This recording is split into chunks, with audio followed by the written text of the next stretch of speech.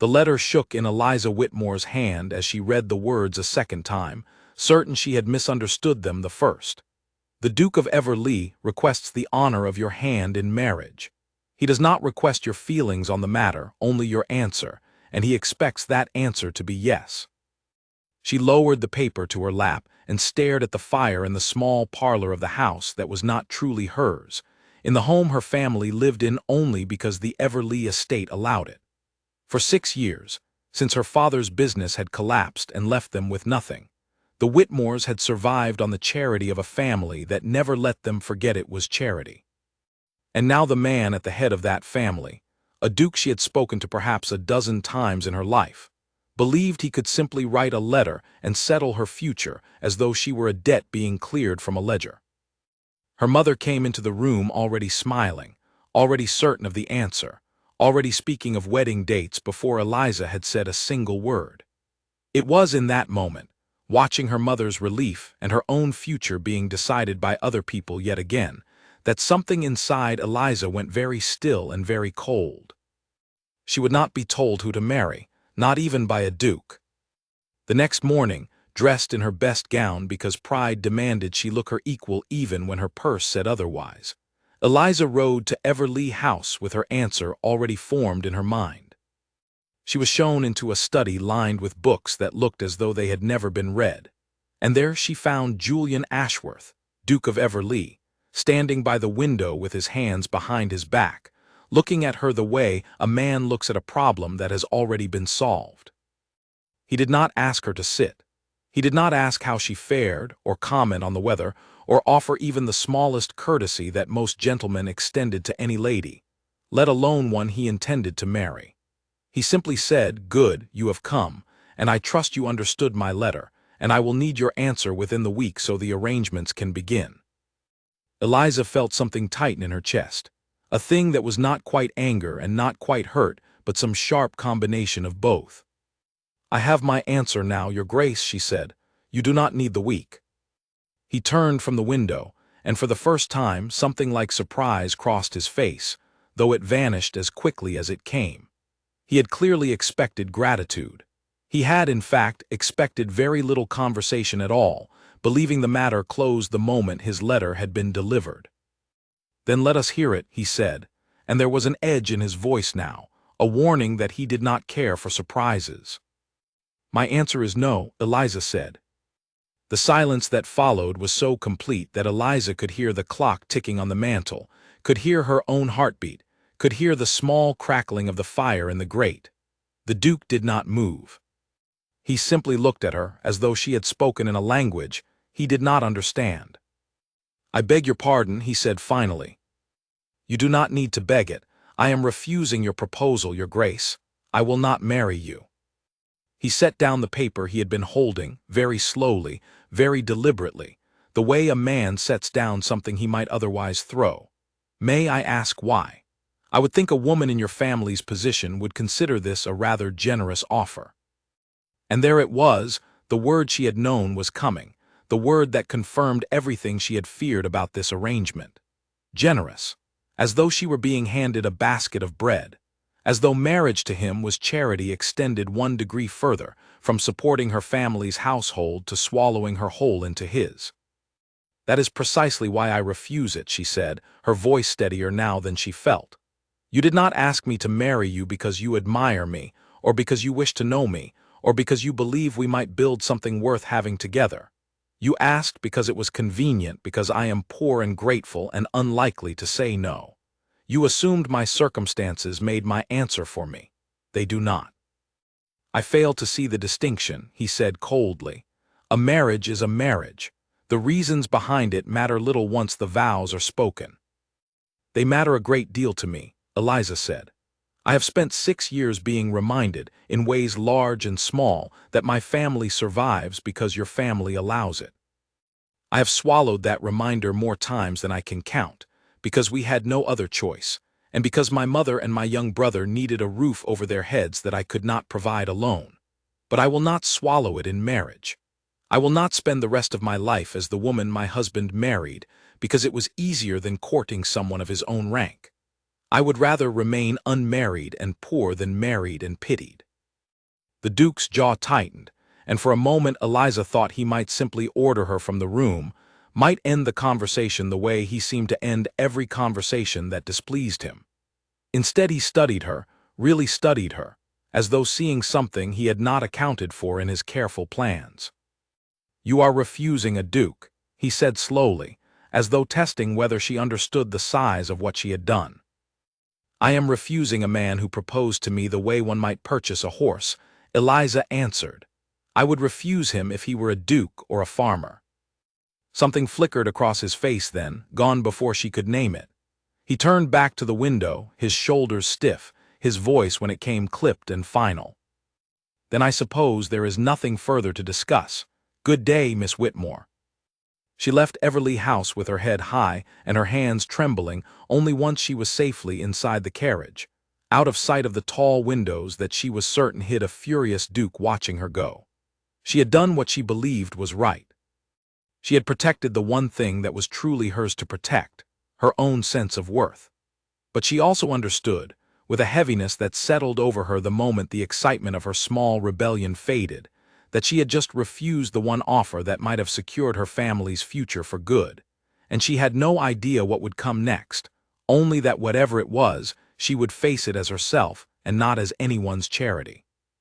Behind her, in the study she had left, Julian Ashworth remained at the window long after her carriage had disappeared down the drive, turning her words over in his mind like stones he could not quite set down, unable to decide which insulted him more, that she had refused him, or that some small, unfamiliar part of him could not stop thinking she might have been right to do it.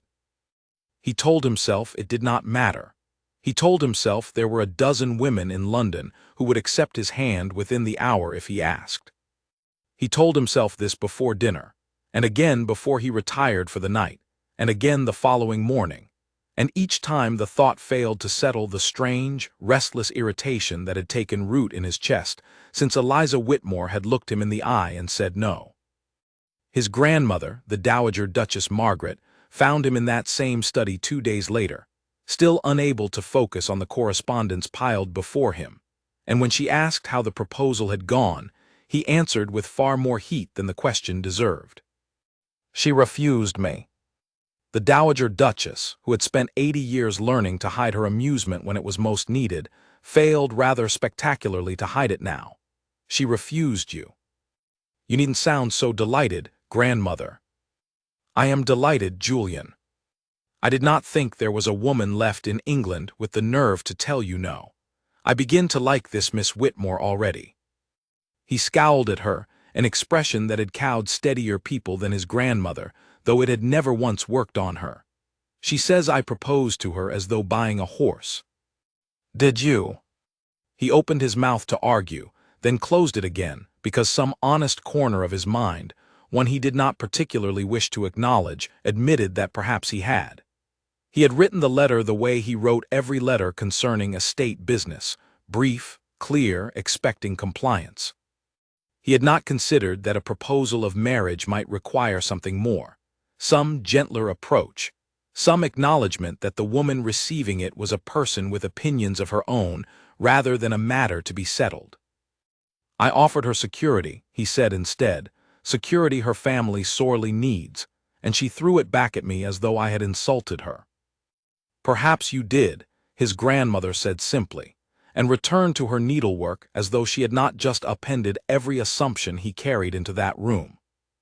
He did not sleep well that night, nor the next, turning the conversation over and over, hearing Eliza's voice say the word pitied with a sharpness that had cut deeper than he wished to admit. He was a duke. He did not need to explain himself to anyone, least of all to a woman whose family depended on his. And yet the thought of her, chin lifted, refusing him without a trace of fear despite everything she stood to lose, would not leave him be. 3 days after her refusal, an invitation arrived at the Whitmore house, an invitation that Eliza suspected correctly had been arranged by the same Dowager Duchess who found her so amusing. The Everleigh family was hosting a small gathering at their country estate before the season properly began, a gathering that would require, among other things, the presence of every family connected to the estate in any capacity, including the Whitmores. Her mother was thrilled, Eliza was not. "I cannot go there and sit across a table from a man I have just refused," she told her mother, pacing the small parlor with her arms crossed. "You can and you will," her mother said, "because the Duchess herself requested it, and because we cannot afford to offend the family that keeps a roof above us, whatever foolishness passed between you and the Duke." Eliza wanted to argue that it was not foolishness, that it was the only decision she had made in years that felt entirely her own, but she saw the worry etched into her mother's face, the fear that Eliza's pride might cost them everything, and she said nothing more. She would go. She would be polite. She would endure whatever awkwardness awaited her at Everleigh, and she would not, whatever happened, let the Duke see how much his opinion of her still mattered. She told herself this with great conviction as the carriage carried her toward the estate 3 days later, and she continued to tell herself this even as the carriage rolled up the long drive, and she caught her first glimpse of Julian Ashworth standing on the front steps, looking, despite every effort at composure, as though he had been waiting for her arrival rather longer than a man who did not care would have any reason to wait. The Duke did not smile as she stepped down from the carriage, but he did not scowl either, and for a man whose expressions rarely strayed from careful control, the absence of either felt like something new. He offered his hand to help her down, a simple courtesy, yet Eliza hesitated a moment too long before accepting it, aware of how many eyes might be watching from the windows above. "Miss Whitmore," he said, his voice even, "I did not expect you would come. Your grandmother's invitation left little room for refusal, Your Grace," Eliza answered, releasing his hand the instant her feet touched the gravel. "No," he agreed, "she has a talent for that." It was not quite warmth in his tone, but it was not the cold command of their last meeting either, and Eliza found herself unsettled by the shift, unsure which version of this man she was meant to prepare herself for. She was spared further conversation by the arrival of the Dowager Duchess herself, who swept down the steps with far more energy than a woman of 80 had any right to possess, and pulled Eliza into an embrace as though they were old friends rather than near strangers. "My dear girl, I am so pleased you came. Julian has been positively unbearable these last few days, and I was beginning to think only your presence might improve his temper." "Grandmother," the Duke said, in a tone of long suffering that suggested this was not the first time she had embarrassed him in front of company.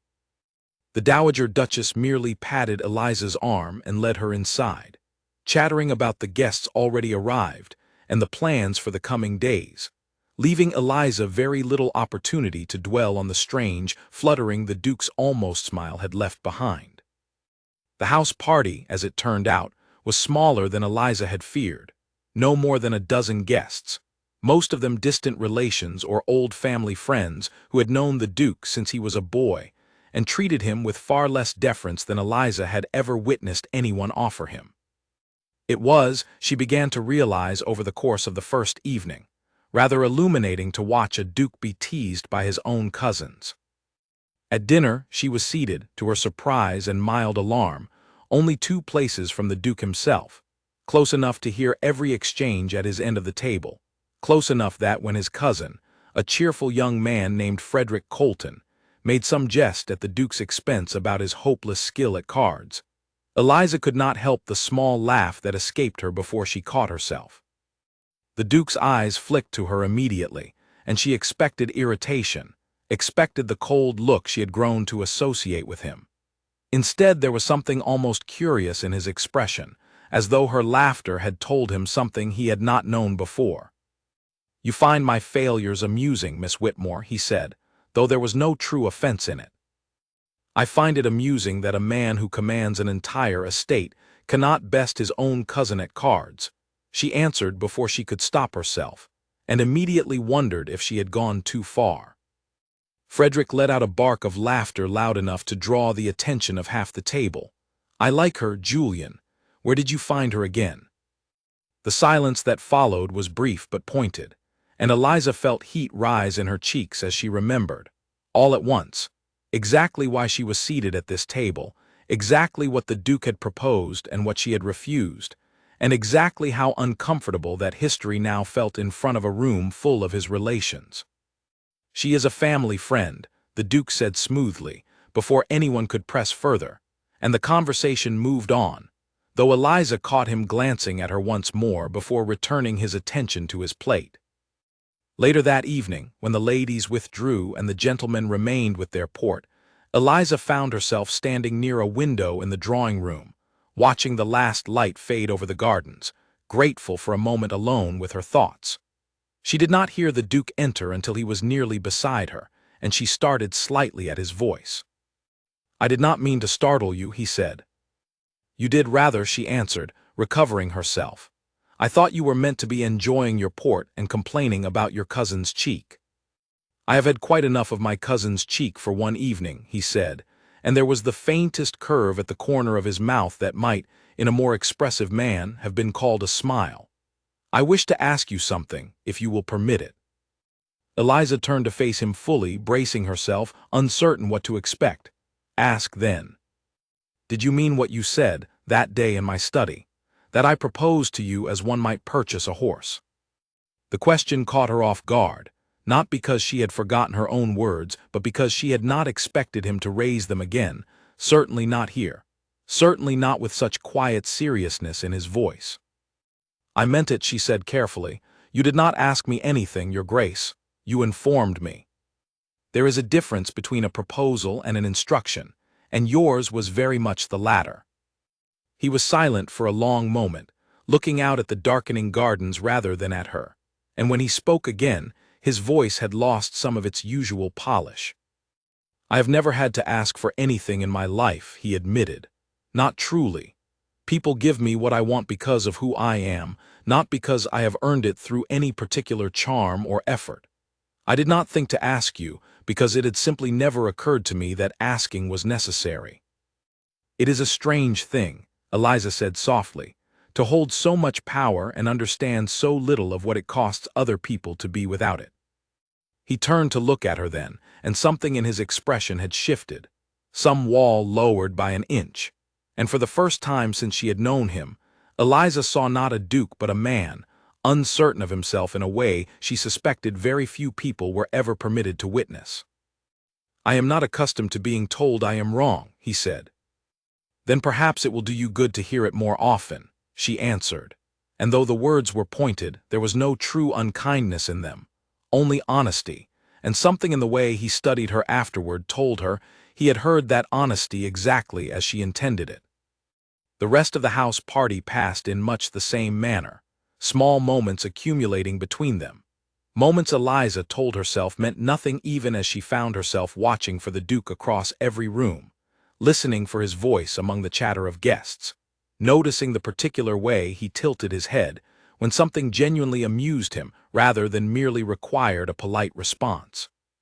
She noticed, too, that he sought her out more often than propriety strictly required, finding reasons to walk beside her in the gardens, to sit near her during the evening's music, to ask her opinion on matters he could easily have decided alone.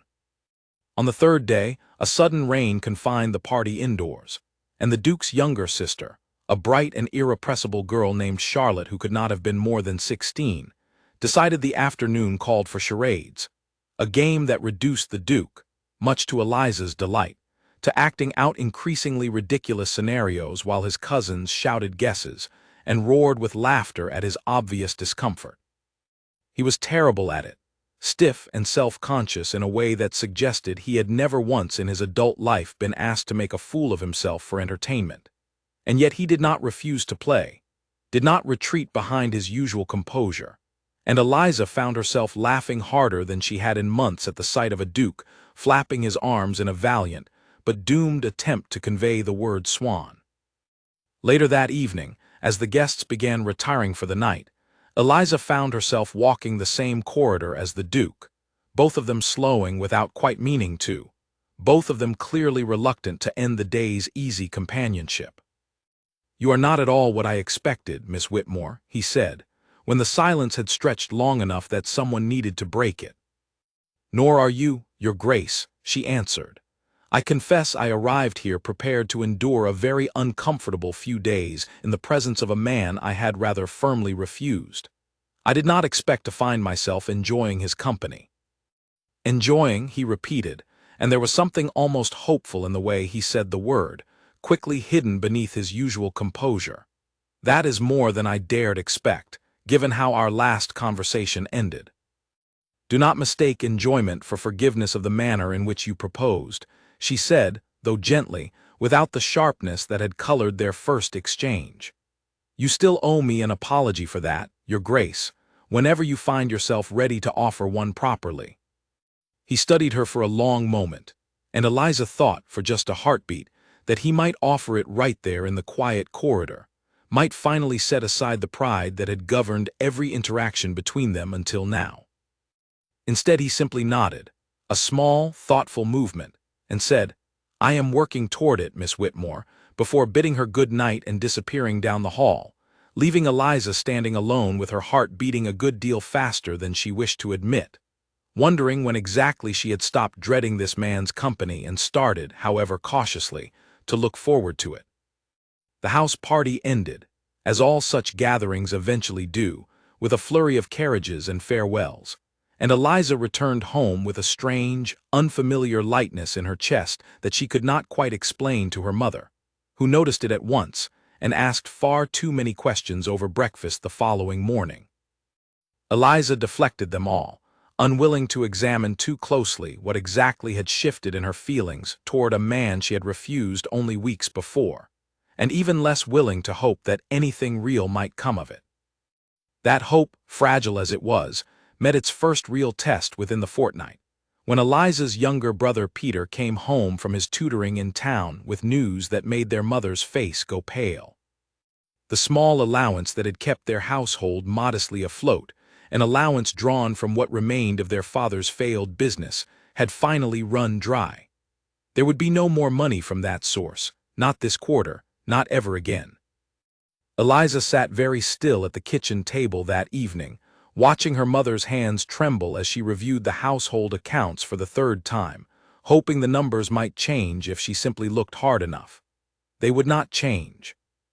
There was, quite simply, not enough money left to see them through the winter, let alone the years beyond it, and the only reason they had a roof over their heads at all was the continued generosity of the Everleigh estate, a generosity Eliza had spent weeks trying not to think about, given how thoroughly she had rejected the one offer that might have secured it permanently. "We will manage," Eliza told her mother, though she did not entirely believe it herself. "We have managed before. We have managed because the Duke's family allowed it," her mother said quietly, not unkindly, but with the weary honesty of a woman who had run out of other things to say. "And I do not know how much longer that generosity will last, Eliza, now that you have refused the one thing that might have made it permanent." The words stung more than her mother likely intended, and Eliza excused herself from the table before her composure could crack entirely, retreating to her room to sit with the truth she had been avoiding since the moment she uttered her refusal in the Duke's study. She had acted from pride, and pride, however justified, did not pay for bread or coal or her brother's education. She had made her choice believing herself strong enough to face whatever consequences followed, and now those consequences had arrived, and she found herself far less certain than she had been that day. It was in this uncertain state that she received, 3 days later, an unexpected visitor. Not the Duke, as some foolish part of her had half hoped, but a gentleman she had met only once before, at a gathering the previous season, a Mr. Nathaniel Cole, pleasant and well-mannered, the second son of a respectable but unremarkable family, possessed of a comfortable income, and as it soon became clear, a genuine interest in Eliza herself. He called on her under the polite pretense of returning a book her mother had lent his aunt, though the conversation lingered far longer than any book required, and by the time he departed, Eliza's mother was practically glowing with renewed hope, already speaking of Mr. Cole's steady income and respectable prospects in the same breathless tone she had once reserved for the Duke. "He is a good man, Eliza," her mother said that evening. "Steady, kind, and clearly taken with you. It would not solve everything, but it would solve a great deal, and you would not have to endure the coldness you found in the Duke. Eliza did not answer immediately, turning the thought over in her mind with more care than she wished to admit. Mr. Cole was, by every reasonable measure, a sensible match, kind where the Duke had once been cold, warm where he had once been distant, and entirely uncomplicated in a way that promised a quiet, comfortable life free of the strange, unsettled feelings that had taken root in her chest since that rain-soaked afternoon of charades at Everleigh. And yet, when she closed her eyes that night, it was not Mr. Cole's pleasant, forgettable smile she saw, but the Duke's face in the corridor, quiet and searching, saying I am working toward it as though her forgiveness were something worth the effort of earning. She said nothing of this to her mother, and certainly nothing of it to Mr. Cole, who called again the following week, and then again the week after that, each visit a little longer, each conversation a little warmer, until even Eliza could no longer deny that he was courting her in earnest, and doing so with a gentleness that made her feel, for the first time in years, genuinely valued rather than merely tolerated. News of these visits, as news in small circles tends to do, found its way eventually to Everleigh House, carried there by the Dowager Duchess, who took an almost gleeful pleasure in delivering it to her grandson over breakfast one morning. I hear Miss Whitmore has a new admirer, she said, watching him over the rim of her teacup with the sharp attention of a woman who had spent decades reading her family's moods. A Mr. Cole, quite respectable from what I understand. Steady income, good family, none of your temper. Julian did not look up from his correspondence, though his jaw tightened in a manner that told his grandmother everything she wished to know. I am not surprised. Miss Whitmore is an intelligent woman. She deserves a man who treats her as such. And does Mr. Cole treat her as such? His grandmother pressed. I would not know, he said shortly. I have not had the pleasure of meeting the gentleman. Perhaps you should remedy that, his grandmother suggested, far too innocently for a woman who rarely said anything without purpose, before it is too late to matter. Julian set down his pen with more force than the moment required, and rose from the table without finishing his meal, leaving his grandmother alone with a small, satisfied smile that suggested her plan, whatever it was, had gone exactly as intended. He told himself, as he had told himself so many times since Eliza's refusal, that her happiness was her own affair, that he had no claim to her attention or her heart, that a man who had proposed as coldly as he had deserved whatever consequences followed his own foolishness. He told himself this while riding to town on business he did not truly need to conduct. He told himself this while walking past the row of shops nearest the Whitmore residence far more often than any legitimate errand required. He told himself this right up until the afternoon he happened, entirely by accident, or so he insisted to himself afterward, to be walking through the small park near her home at precisely the hour she was known to take her daily exercise, and found her there, seated on a bench, laughing at something Mr. Nathaniel Cole had just said. The sight struck him with a force he had not anticipated, a sharp, unwelcome twist somewhere beneath his ribs that he did not immediately recognize, having so rarely felt anything quite like it before. He nearly turned away, nearly retreated before either of them noticed him, but Eliza looked up at that moment and caught his eye, and there was no graceful way to pretend he had not seen her. "Your Grace," she said, rising, some color coming into her cheeks that he could not quite interpret, "I did not expect to see you here." "Nor I you," he said, which was, of course, an outright lie, and judging by the faint skepticism in her expression, she suspected as much. Mr. Cole rose as well, offering a polite bow and an easy smile that Julian found, quite unreasonably, deeply irritating. "Your Grace, an honor. Miss Whitmore has told me a great deal about your family's kindness these past years." "Has she?" Julian said, his voice flatter than he intended. An awkward silence followed, the kind that Eliza, ever perceptive, seemed to sense immediately, and she made some polite excuse about the lateness of the hour, offering Mr. Cole her arm for the walk home and bidding the Duke a courteous farewell that felt, to Julian's ears, far too final for his liking. He stood in the park long after they had gone, turning over the unfamiliar, unwelcome sensation in his chest. And it took him rather longer than it should have to admit, even privately, that what he felt watching Eliza Whitmore walk away on another man's arm was nothing so simple as irritation. It was, he realized, with something close to dismay, jealousy, plain and undeniable. And jealousy was not a feeling he had any experience managing, having spent his entire life certain that nothing worth having could ever be taken from him without his consent. That evening, he sat alone in his study long after the household had retired, staring at the very desk where he had once written a proposal so careless it had cost him.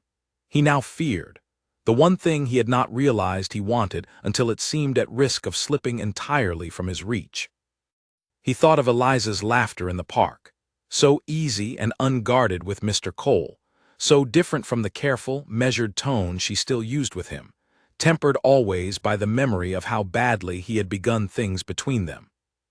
He thought, too, of her family circumstances he understood far better than she perhaps realized, having quietly reviewed the estate's accounts only that week and noted, with a discomfort he could not quite name, how precarious the Whitmores' situation had become.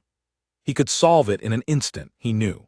A single instruction to his steward, a modest increase in the household's allowance, and the immediate danger would pass. But he understood now, with a clarity he had lacked during his first clumsy proposal, that solving Eliza's problems was not the same as earning her regard, and that if he wished for any chance at the second, he would need to prove himself capable of something he had never before been required to demonstrate: patience, humility, and the willingness to be refused again if refusal was what honesty demanded. He did not sleep well that night, nor for several nights after, the image of Eliza's easy laughter with another man following him into every quiet hour. And by the time morning arrived for the fourth time since that chance encounter in the park, Julian Ashworth had come to a decision that would have astonished the proud, cold man who had written that first careless letter of proposal only weeks before. He would not simply write another letter. He would not simply command her attention as he had once commanded her answer. He would, for the first time in his adult life, have to earn something, and he intended, however unfamiliar the effort, to begin at once. The opportunity Julian had been searching for arrived sooner than he expected, though not in the manner he would have chosen. His sister Charlotte, still buzzing with delight over the charades that had left her brother so thoroughly humiliated during the house party, decided the family owed the Whitmores a proper visit, insisting with the particular stubbornness of a 16-year-old who had found an ally in Eliza that they simply must call at the Whitmore residence to thank Eliza for her patience during their games.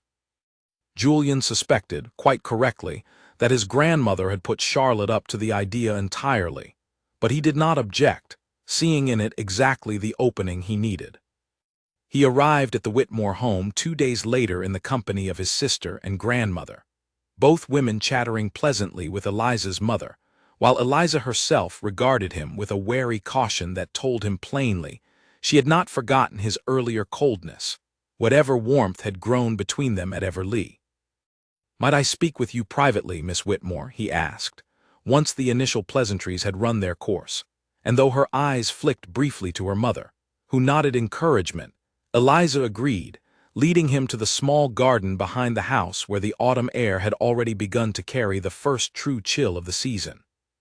"I have thought a great deal about our last conversation," he began, before she could ask what he wanted, unwilling to lose his courage now that he had finally gathered enough of it to attempt this properly. "About the corridor and what I said. I told you I was working toward an apology, and I believe I owe you that apology now, properly, rather than as some vague promise for later." Eliza said nothing, watching him with an expression he could not quite read, and he pressed on before his nerve could fail him entirely. "I proposed to you as though I were settling an account," he said. "I did not consider your feelings, your hopes, or even the simple courtesy of asking rather than instructing. I believed, wrongly, that my position entitled me to your agreement without any effort on my part to earn it. You were right to refuse me, and I am sorry, genuinely sorry, for the manner in which I approached you." The garden was quiet save for the rustle of leaves overhead, and Eliza took her time answering, choosing her words with obvious care. "Thank you, Your Grace. That means a great deal more than you perhaps realize." It occurred to him then that he had never once heard her call him by his given name, that every conversation between them, however warm it had grown, remained bound by the formal distance of rank, and he found himself wishing, quite suddenly and quite strongly, to hear his own name in her voice. "You may call me Julian, if you wish," he said. "When we are private, at least, I find I would like that." A faint smile touched her lips, the first genuine one he had seen from her that day. "That would depend, Julian, on whether you intend to continue proposing to me as though purchasing livestock." "I have learned my lesson on that account," he said, with something almost like humor in his voice, a tone so unfamiliar to his own ears that he barely recognized it. "Though I confess I have not entirely decided how a man is meant to propose properly. I am rather out of practice, having never done it correctly even once." "Perhaps you might begin," she suggested, "by discovering what a woman actually wants, rather than assuming you already know." "And what does Miss Whitmore want?" he asked, his voice quieter now, more serious than the playful exchange had been a moment before. She considered the question longer than he expected, looking out over the modest garden with its dying autumn flowers, and when she answered, her voice had lost its teasing edge entirely. "I want to be chosen," she said, "not because it is convenient, or because my circumstances make refusal difficult, or because a family feels obligated to see me settled. I want a man who looks at me and sees someone worth choosing, not a problem worth solving." Julian absorbed this in silence, understanding, perhaps for the first time with full clarity, exactly what his first proposal had failed to offer her, and exactly what he would need to demonstrate if he hoped for any chance at a second. "I understand," he said finally, "and I intend to prove it to you, Eliza, not with words alone, but with time, if you will permit me that much." She studied him a long moment, weighing something in her expression that he could not entirely name, and then she nodded, small but real. "I will permit that much," she said, "though I make no promises beyond it." "I ask for none," he answered and meant it. Over the following weeks, Julian set about proving himself in ways that felt, to a man accustomed to solving problems through instruction and authority, almost uncomfortably foreign. He did not send another letter demanding her hand. Instead, he called on the Whitmore household with a regularity that soon became the subject of gentle teasing from his grandmother, bringing small, thoughtful gifts, not jewels or extravagant offerings meant to impress, but a book he thought she might enjoy, or a particular tea her mother had once mentioned missing, or simply his company and conversation, offered without expectation of anything in return. He learned, through patient attention rather than presumption, that Eliza adored poetry but rarely admitted it, considering the taste rather frivolous for a woman in her circumstances. He learned that she worried constantly for her younger brother's education and future, carrying that weight quietly so as not to burden her mother further. He learned that she laughed most easily when teased gently rather than flattered, and that she softened, however briefly, whenever someone asked her opinion, and genuinely waited to hear it rather than simply filling the silence with their own. He learned, too, that Mr. Nathaniel Cole had not abandoned his own courtship, and that the two men now found themselves, with increasing and rather uncomfortable frequency, present at the same gatherings, the same afternoon calls, the same small social occasions that filled Eliza's autumn calendar. Cole remained unfailingly pleasant, never openly hostile, but there was a quiet, persistent determination in his manner that told Julian plainly this was a rival who did not intend to simply step aside. At a small autumn gathering hosted by a mutual family friend, the two men found themselves seated across from one another at a card table while Eliza played the pianoforte nearby, and Cole, in a tone of easy conversation that nonetheless carried an unmistakable edge, remarked that he understood the Duke had once made Miss Whitmore an offer of marriage. "I did," Julian said evenly, refusing to be drawn into whatever game his rival intended. "And she refused you," Cole continued, watching him with polite but pointed interest. I confess I find that rather remarkable, given the difference in your circumstances. She had good reason, Julian said. I did not propose to her as I ought to have. I have since attempted to remedy that failing. Cole's expression flickered, some genuine surprise passing behind his pleasant mask. That is honest of you, Your Grace. I did not expect a duke to admit fault so readily. Then you do not know me very well, Julian answered, and returned his attention to the card table, though he found his eyes drifting more than once toward the pianoforte, where Eliza's fingers moved gracefully over the keys, entirely unaware, or so he hoped, of the quiet contest playing out on her behalf across the room. It was Charlotte, ever perceptive despite her youth, who cornered her brother later that evening as the guests began to depart, tugging him aside with the particular bluntness only a younger sister could manage. "You are jealous of Mr. Cole," she said, not as a question but as a statement of obvious fact. "I am not jealous," Julian said, with far less conviction than he intended. "You have watched her all evening and barely touched your cards," Charlotte said, rolling her eyes in the manner of someone who had grown thoroughly tired of adult pretenses. "If you do not tell her how you feel soon, Julian, Mr. Cole will beat you to it, and then you will have no one to blame but your own stubbornness." Julian did not answer immediately, watching across the emptying room as Eliza said her farewells to their hostess, her laughter carrying softly through the quiet space, and he understood, with a clarity that settled uncomfortably in his chest, that his sister was entirely correct. He had spent weeks proving himself patient, proving himself capable of humility and attention, and yet he had not once told Eliza plainly what had grown in his heart since that first cold proposal, fearful, perhaps, that admitting it aloud would make its loss, should it come to that, all the more unbearable. He resolved, watching her climb into her family's carriage that night with a final glance back toward the house that lingered, he thought, just a moment longer than courtesy required, that he would not wait much longer to correct that particular failing as well.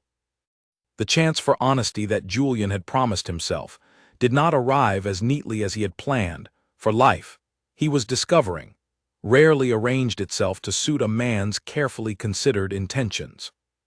It arrived instead on a gray morning barely a week later, when word reached Everleigh House that the Dowager Duchess had collapsed while walking in her beloved rose garden, and had been carried inside unconscious, her breathing shallow and uneven, her age suddenly and terribly apparent in a way it had never seemed before. Julian rode for the physician himself rather than wait for a servant to be sent, and spent the following hours in an agony of helplessness he had rarely known, pacing the corridor outside his grandmother's chamber while Charlotte wept quietly in a corner, and the household staff moved about with the hushed, careful efficiency of people trying not to disturb a fragile peace. The physician's verdict, when it finally came, offered cautious relief rather than certainty. A weak heart strained by age, rest required, recovery possible but not guaranteed, and Julian sat afterward at his grandmother's bedside long into the night, holding her frail hand and feeling, for the first time in longer than he could remember, entirely powerless. It was in this state, exhausted and stripped of his usual composure, that Eliza found him the following afternoon, having heard the news through Charlotte and come at once, unwilling to wait for a formal invitation when a family she had come to care for was suffering. She was shown into the small sitting room where Julian had finally allowed himself to be persuaded away from the sickbed for a few hours' rest, and she found him slumped in a chair by the cold fireplace, his cravat loosened, his hair disordered from running his hands through it too many times, looking nothing at all like the composed, controlled duke she had first refused. "Julian," she said softly, using his given name without hesitation for the first time, and something in the sound of it, gentle and genuinely concerned, broke through whatever remained of his careful reserve. "She is resting," he said, though his voice was hollow, "and I do not know if it will be enough. I have not left her side in nearly 2 days, and I find I do not know how to simply sit and wait for news that might not be good." Eliza crossed the room without asking permission and settled into the chair beside him, close enough that he could feel her presence even without looking up. "May I sit with you a while?" she asked, not as though seeking his consent to enter, but as though genuinely wishing to know he wanted her there. "Please," he said, and the single word carried more raw honesty than any speech he might have prepared. They sat together in silence for a long while, the fire long since gone cold, the afternoon light fading slowly toward evening, and eventually, in the particular way that grief and fear loosen tongues that composure usually keeps sealed, Julian began to speak, quietly at first, then with growing openness, about a childhood Eliza had never heard him describe. "My parents did not love each other," he said. "Their marriage was arranged, much as I attempted to arrange mine, and it was cold from the very beginning, two people occupying the same house without ever truly occupying the same life. My grandmother was the only warmth I knew as a boy. She was the one who taught me to laugh, who sat with me when I was ill, who told me stories when my own parents could barely be troubled to notice I existed. When she is gone, I do not know what will remain of the part of me that still remembers how to feel anything at all." Eliza listened without interrupting, understanding instinctively that he needed to speak far more than he needed comfort offered too quickly, and when he finally fell silent, she reached over and took his hand, a small gesture, but one that seemed to steady something in him immediately. "That is why you proposed to me the way you did," she said gently, not an accusation but a quiet realization. "You learned marriage from parents who never showed you it could be anything else. You believed obligation and convenience were simply how such arrangements worked, because that is all you ever witnessed." "I did not think of it in those terms until now," he admitted, "but yes, I believe you are right. I did not know how to offer anything more because no one had ever offered it to me." "You are offering it now," she said softly, and he looked up at her then, something raw and hopeful in his expression that she had never seen from him before, not even during their gentlest moments at Everlee. "I am trying," he said. "I do not know if I am doing it correctly. I have never had to learn how to care for someone without simply commanding their compliance, and I fear I will fail you as thoroughly as I failed that first proposal." "You have not failed yet," she said, and squeezed his hand gently. "Whatever you fear you lack, Julian, you are showing me something far more valuable than polish or practice. You are showing me honesty, and that is worth 100 perfect proposals." He did not answer in words, but something eased visibly in his shoulders, some tension he had carried since his grandmother's collapse loosening just slightly under the weight of her steady presence beside him. And they remained together in that quiet room until a servant came to report that the Dowager Duchess had woken and was asking, with characteristic sharpness, why her grandson had abandoned her bedside for the company of a pretty young woman when he ought to be fetching her some proper tea. The relief that swept through the household at this news was immense, and over the following days, as the Dowager Duchess's recovery proved steadier than anyone had dared hope, Eliza found herself returning to Everlee House often, ostensibly to help nurse the old woman back to strength, though everyone in the household, including the Dowager Duchess herself, understood perfectly well that her presence there served a second purpose entirely. It was during one of these visits that Julian witnessed, quite by accident, the side of Eliza that convinced him beyond any remaining doubt that his earlier assessment of her, cold and mercenary as it had been, could not have been further from the truth. He came upon her in the servants' hall, an area of the house a lady of her station had no strict reason to visit, kneeling beside a young kitchen maid who had scalded her hand badly on an overturned kettle, gently wrapping the injury with a steady, practiced calm, while the girl wept from pain and fear of losing her position over the accident. "You will not lose your place over an accident," Eliza was saying, her voice low and soothing, entirely unaware that Julian stood watching from the doorway. "Accidents happen to everyone, and any household worth serving understands that. Now hold still, this will feel better in just a moment." The girl's sobs quieted gradually under Eliza's steady attention, and Julian remained in the shadow of the doorway far longer than he intended, watching a woman he had once dismissed as a charity case tend to a frightened servant with a gentleness and genuine care that no amount of rank or fortune could ever purchase or fake. He thought of his own upbringing, Surrounded by servants he had been taught to notice only when their service faltered, and understood, watching Eliza now, exactly what quality he had been missing in every relationship he had ever known before her. A warmth that asked nothing in return, that simply gave because giving was who she was. When Eliza finally rose and turned to leave, she startled to find him standing there, clearly having witnessed the entire scene, and a faint flush colored her cheeks. "I did not realize you were there," she said. "I am glad I was," he answered, his voice quiet and entirely sincere. "I have watched you show kindness to a duke's grandmother, and to a frightened kitchen maid with exactly the same genuine care, Eliza, and I find myself wondering how I ever mistook you for anything less than remarkable."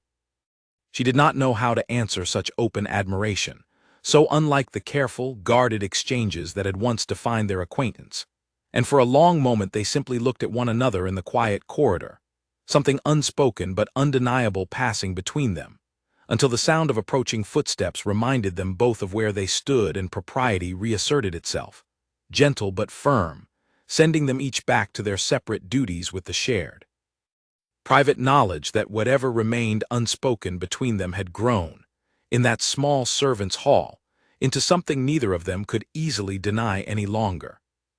The warmth that had grown between Julian and Eliza during the Dowager Duchess's recovery did not go unnoticed by the wider circle of society that surrounded Everleigh, and where warmth between a duke and a woman of reduced circumstances is noticed, gossip inevitably follows close behind.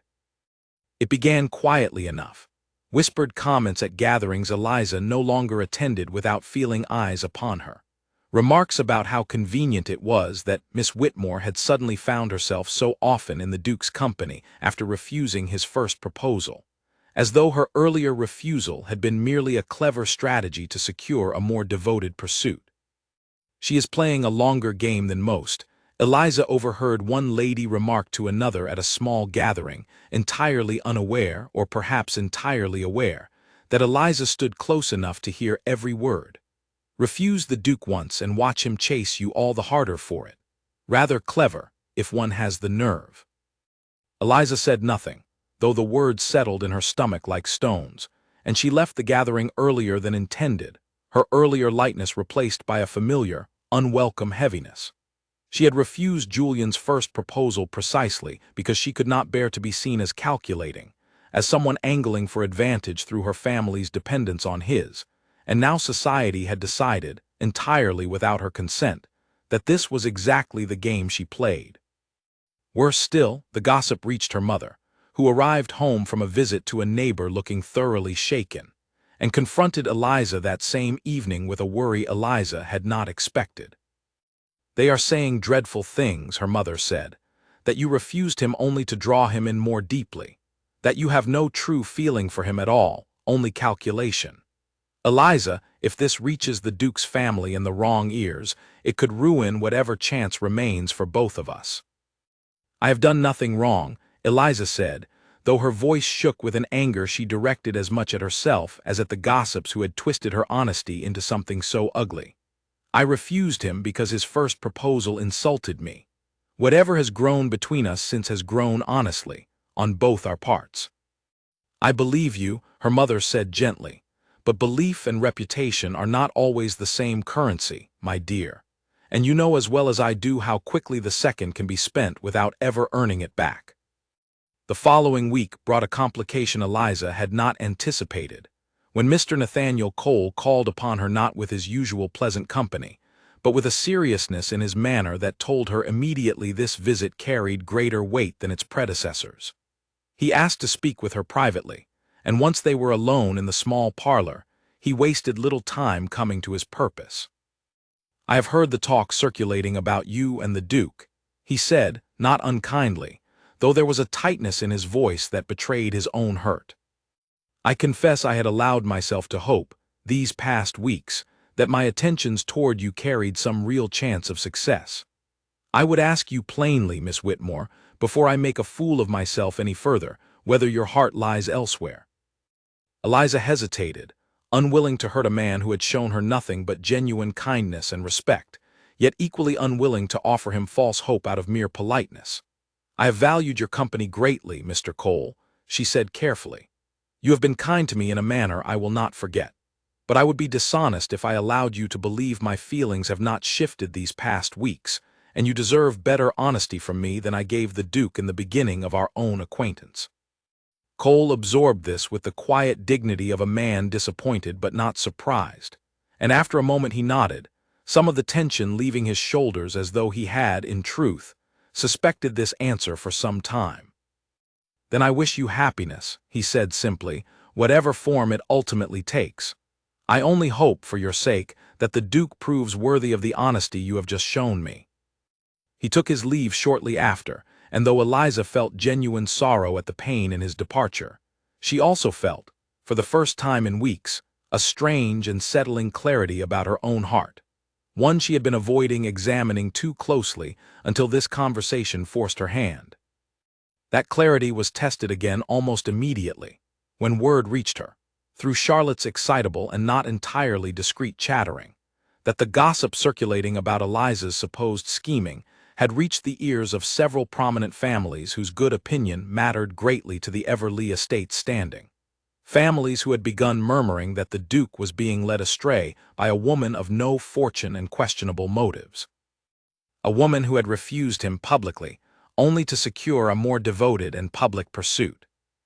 Julian, hearing this same gossip from a rather grim-faced steward who felt duty-bound to report it, found his temper rising in a manner he had not experienced since Eliza's original refusal, though this time the anger burned not toward her, but toward the small-minded cruelty of people who could not imagine honesty existing where calculation would serve their gossip better. He rode to the Whitmore residence that same afternoon, arriving with such evident purpose that Eliza's mother, opening the door herself, stepped aside without a word, clearly sensing that whatever business had brought the Duke here so urgently was not hers to interrupt. "I have heard what they are saying about you," Julian said, the moment he and Eliza were alone in the small parlor, his voice tight with barely contained frustration. "That you refused me as some manner of scheme, that your honesty was calculation all along. I want you to know I do not believe a word of it, and I intend to make that plain to anyone who repeats such nonsense in my presence." Eliza felt a rush of gratitude at his immediate, unwavering defense, though beneath it lingered a worry she could not entirely dismiss. "It does not matter what you believe alone, Julian, if the wider families whose opinion shapes your standing believe otherwise. I will not be the reason your family's reputation suffers. I have caused enough difficulty already." "You have caused no difficulty," he said firmly, crossing the room to stand before her, his expression fierce in a way she had rarely seen from him. "The difficulty lies entirely with small-minded people who cannot conceive of honesty existing where they would prefer scandal. I do not care what they say, Eliza. I care what is true, and what is true is that you refused me because I deserved refusal, and that everything since has grown between us honestly, without calculation on either side. Your family's standing matters a great deal," she said quietly. "I will not have you sacrifice it for my sake." "Then let me decide what I am willing to sacrifice," he said, and something in his voice had changed, some final wall coming down entirely. "I have spent my entire life protecting my family's standing above all else, following every expectation placed upon me since birth, and I find, quite to my own surprise, that none of it matters to me nearly so much as you do. If choosing you costs me the good opinion of families who would rather believe cruel gossip than simple honesty, then I find I am entirely willing to pay that cost." Eliza stared at him, scarcely able to believe the words she was hearing from a man who had once proposed to her with all the warmth of a business transaction, and something in her chest, some final guarded piece of herself she had kept protected since that first cold letter, finally allowed itself to believe that this transformation was real and lasting, and entirely worth the risk of trusting it. "I do not wish you to sacrifice anything on my account," she said softly, "but I will not pretend I am not moved beyond words that you would offer to." "Then let me offer you something more than words alone," he said, and reached for her hand, holding it with a gentleness that bore no resemblance to the cold command of his first proposal. "Give me the chance to prove, properly this time, exactly how much you have come to mean to me, Eliza. Not today, not with the gossip still fresh and my temper still hot, but soon, when I can offer you the proposal you truly deserve. I will wait for it, she said, her voice barely above a whisper, and understood, watching the quiet relief and hope pass across his face, that whatever storm the gossip had stirred around them, it had in the end only served to strip away the last of his pride and reveal, at last, the honest heart that had been growing beneath it all along. Julian spent the following days in a state of careful preparation, entirely foreign to his usual manner of doing things, accustomed as he was to decisions made swiftly and executed without hesitation. This time, he told himself, there would be no careless letter, no cold instruction disguised as a proposal, no assumption that his rank alone might secure the answer he now wanted more than he had ever wanted anything in his life. He first sought out his grandmother, who had recovered enough strength to sit up in her favorite chair by the window, still frail but sharp-eyed as ever, and asked her advice with a humility that clearly delighted the old woman more than she cared to admit. "I intend to propose to Miss Whitmore again," he told her, "and I do not wish to fail her a second time. What does a woman actually want to hear, grandmother, when a man asks for her hand?" The Dowager Duchess set down her needlework entirely, giving her grandson her full and rather astonished attention. "Well," she said after a moment, "you might begin by telling her why you want to marry her, rather than simply informing her that you do. And you might consider, Julian, that a woman wishes to feel chosen for herself, not for her convenience to your circumstances or your family's approval of the match." "She has told me as much herself," he admitted. "Then you already know the answer," his grandmother said, patting his hand with unexpected gentleness. "You need only find the courage to say it plainly, without hiding behind titles or duty or any of the armor you have worn your whole life instead of your own heart." Armed with this advice, and with a nervousness that felt entirely unfamiliar to a man who had never once doubted his own authority, Julian spent the better part of a week arranging what he hoped would be a proposal worthy of the woman he intended to offer it to. He did not choose a grand ballroom or a public gathering where an audience might witness his words, understanding now that Eliza valued honesty over spectacle, and instead arranged a quiet evening at Everleigh's Gardens, the same gardens where his grandmother had collapsed, and where, in the weeks since, so much had grown and changed between himself and Eliza.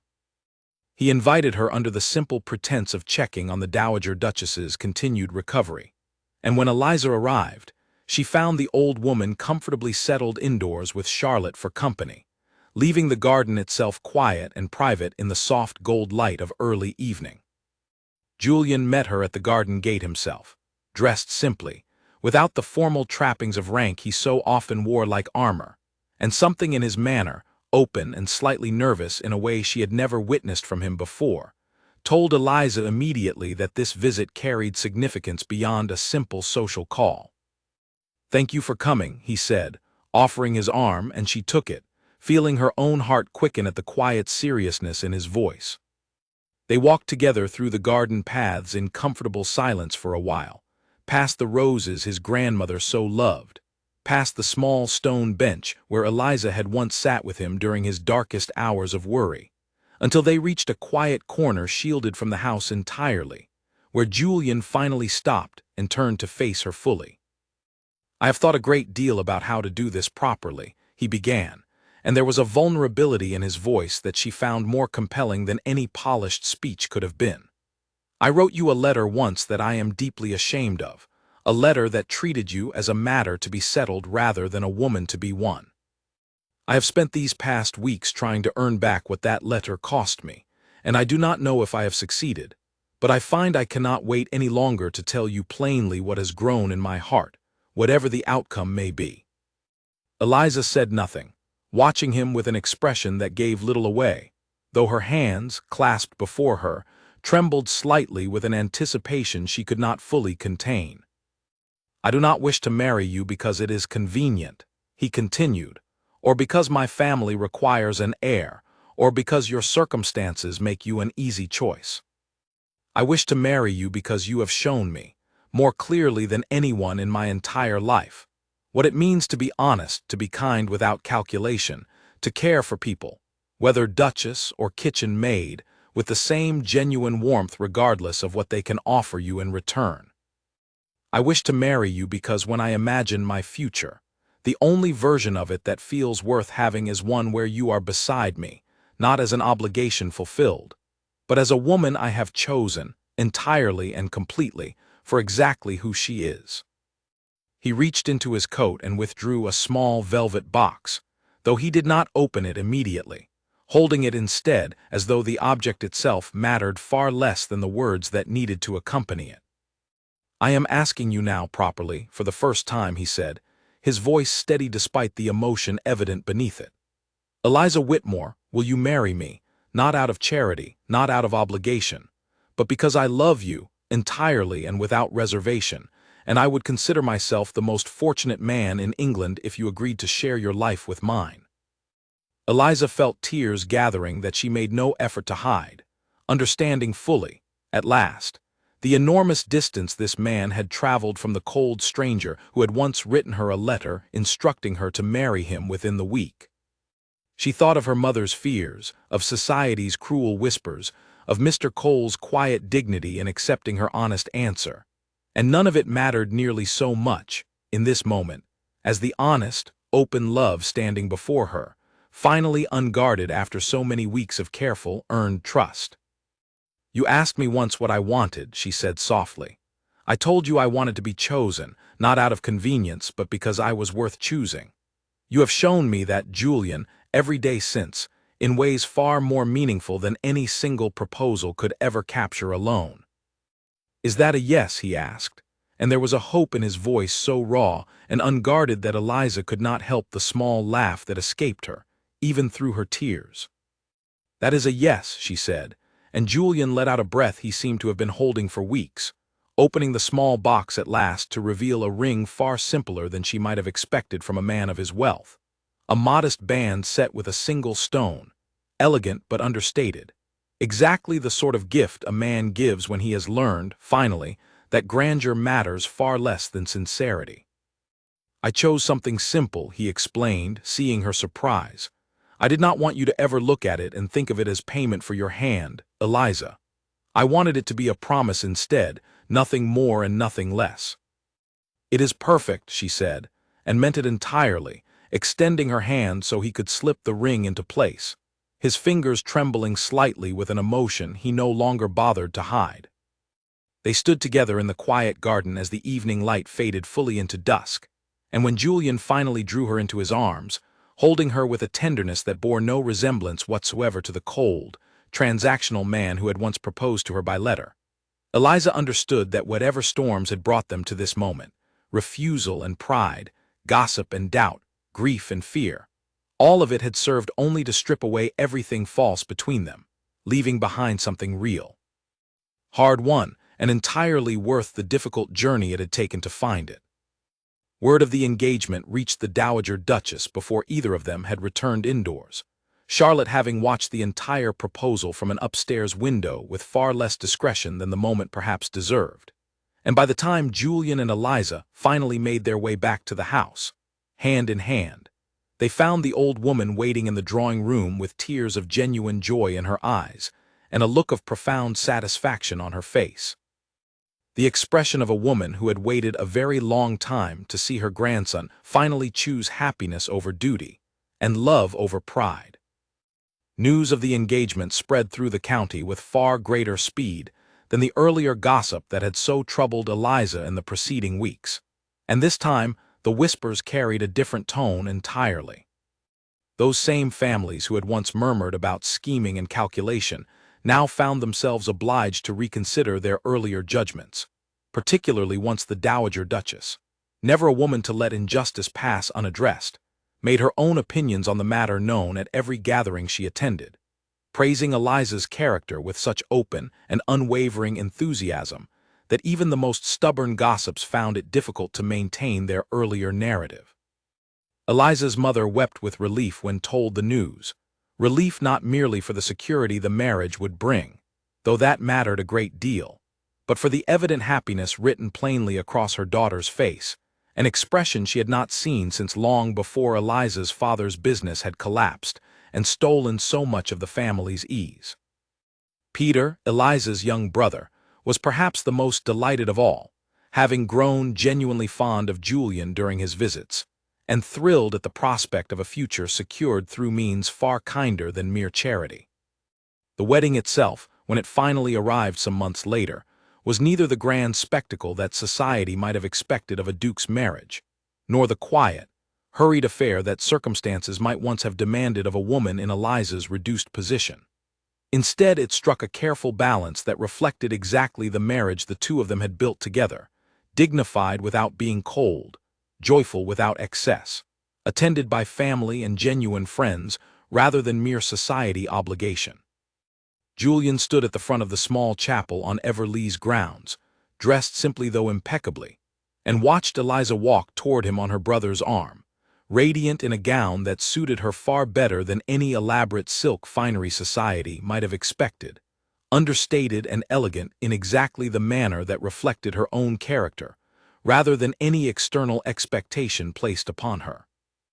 When the moment came for him to speak his vows, Julian did so without the careful, guarded formality that had once defined every word he spoke, his voice steady and clear, carrying easily through the small gathered assembly of family and friends who had watched this unlikely courtship unfold from cold refusal to genuine devotion.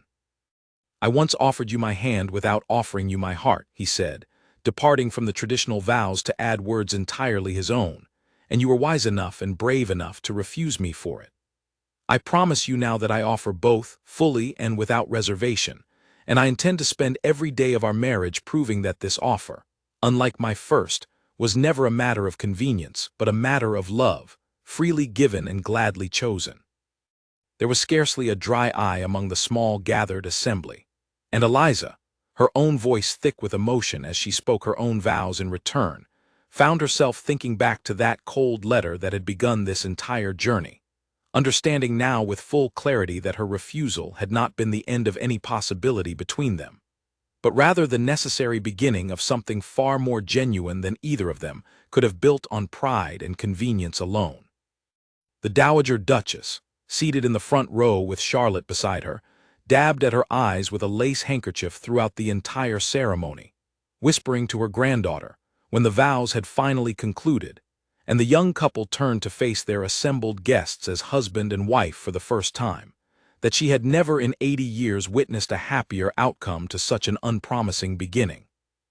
Mr. Nathaniel Cole attended the wedding as well, having accepted Eliza's earlier honesty with the same grace he had shown throughout their brief courtship, and he offered his genuine congratulations to the new couple with no lingering bitterness, having found, in the months since Eliza's gentle refusal, a growing attachment to another young lady of his acquaintance whose own affections, he confided quietly to Eliza during the wedding breakfast, seemed rather more promising than his earlier hopes had been.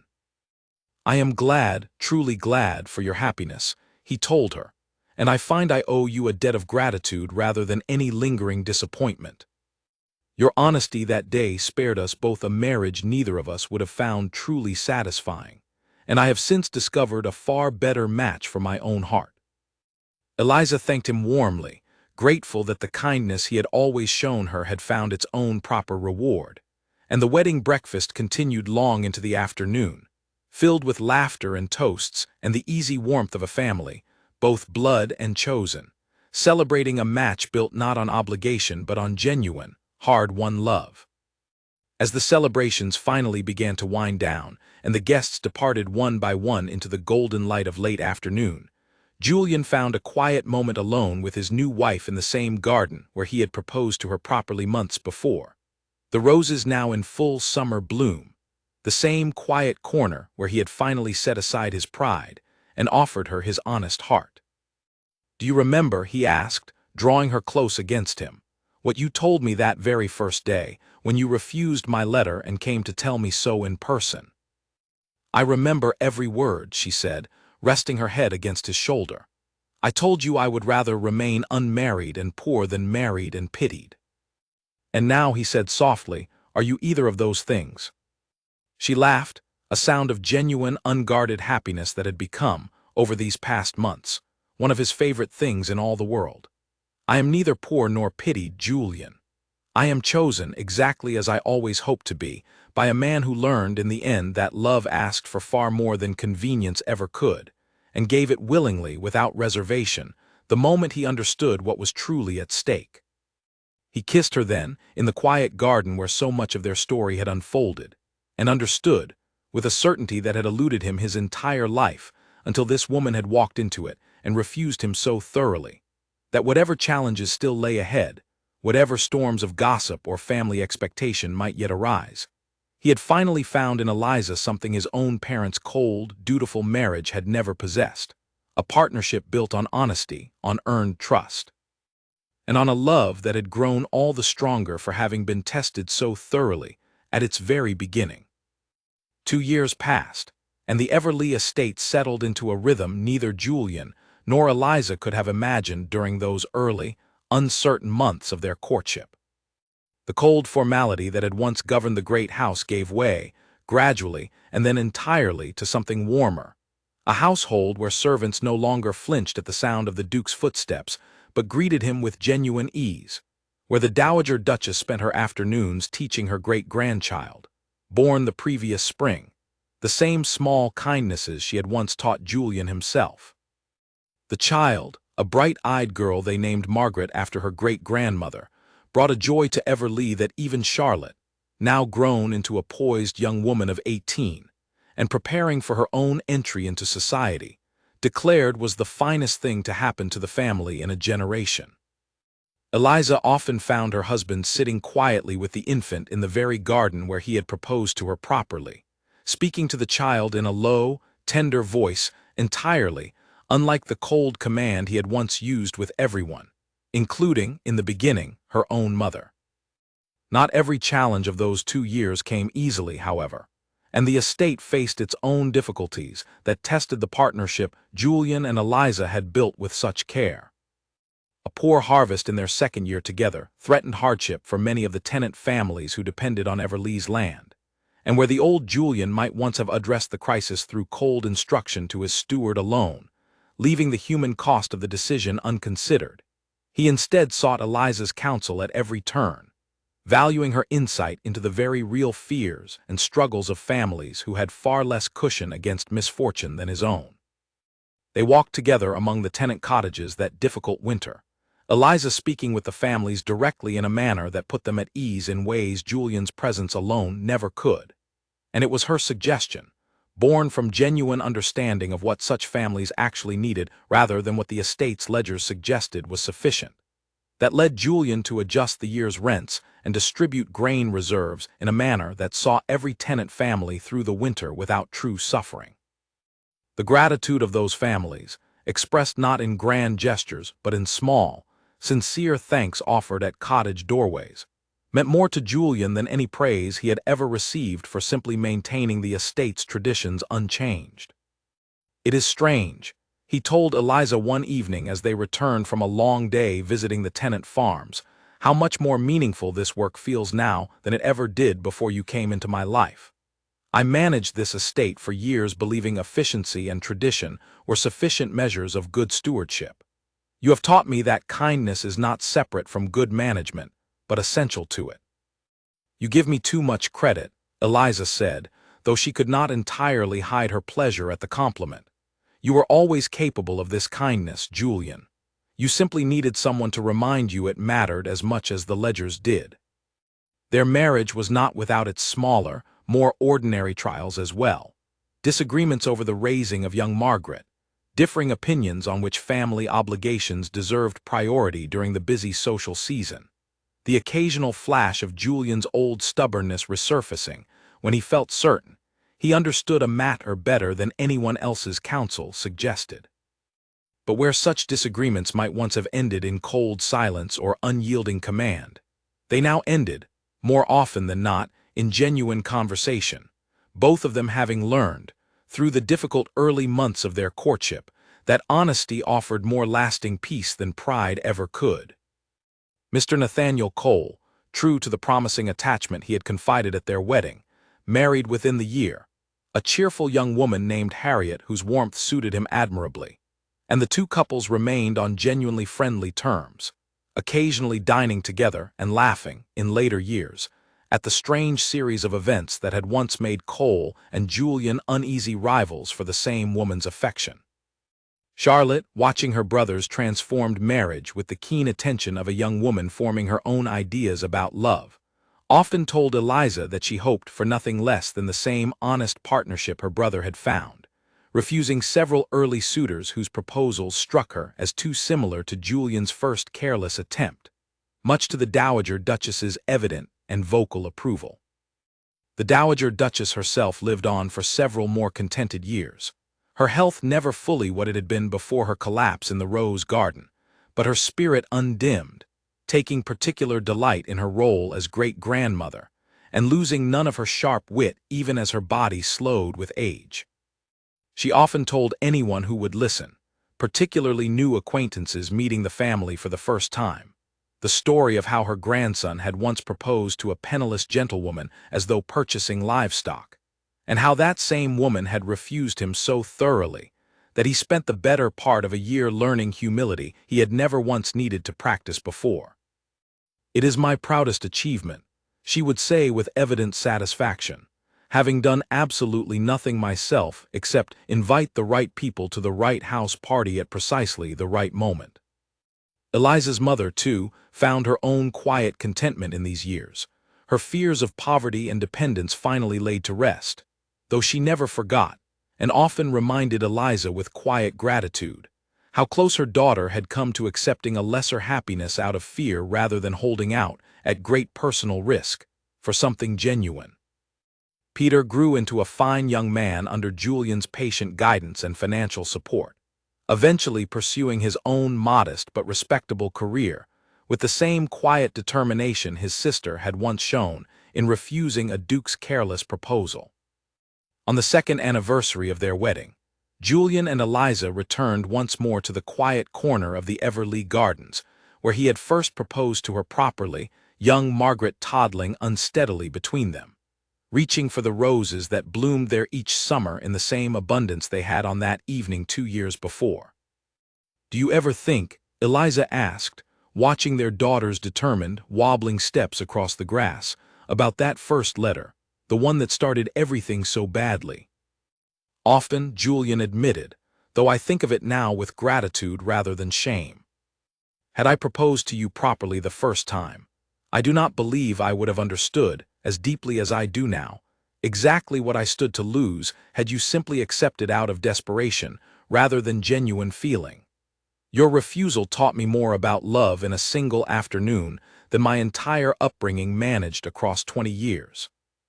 "Then I suppose," Eliza said, smiling as she caught their daughter before she could topple entirely into the rose bed, "we ought to be grateful for a truly terrible proposal."